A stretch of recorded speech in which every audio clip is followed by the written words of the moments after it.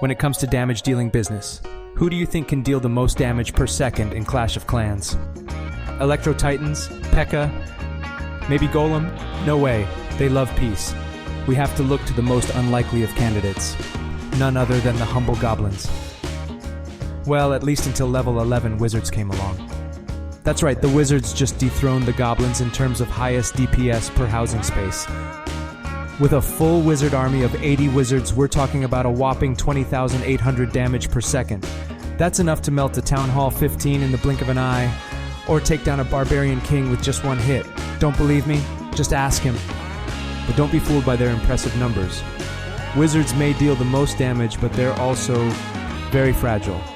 So let's put them to the test in an actual battle and see how reliable these wizards are. We'll start with a bunch of cannons. Can our wizards take them down? You bet they can, with ease. But what happens when we throw a bunch of archer towers into the mix? Now things are getting colorful. But these two starter defenses are child's play for wizards. But let's add a few mortars to the recipe, shall we?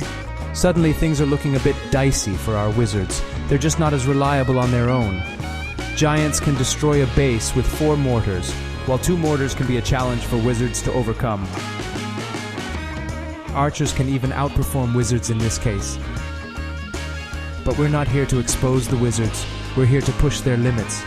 So let's bring Grandpa into the party to protect our precious wizards. Thanks to Grandpa, we can now easily take down this base.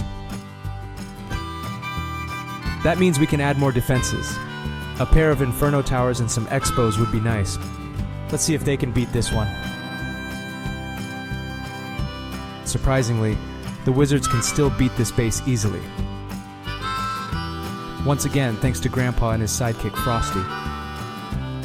But what happens when we add a pair of innocent scattershots? Mortar is one thing. Inferno Tower and Expo may be good defense, but Scattershot is just on another level. This time, even with Grandpa's help, they just can't keep pushing through. It's the end of the road for our wizards. So, what's the verdict? While full damage mode is impressive, pairing wizards with tanky troops like giants is often more effective.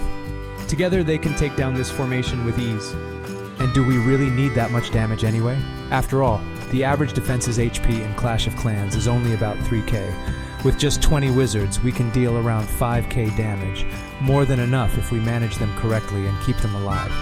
We can see from this example that whether you have 80 wizards or 40 wizards, the results are pretty much the same.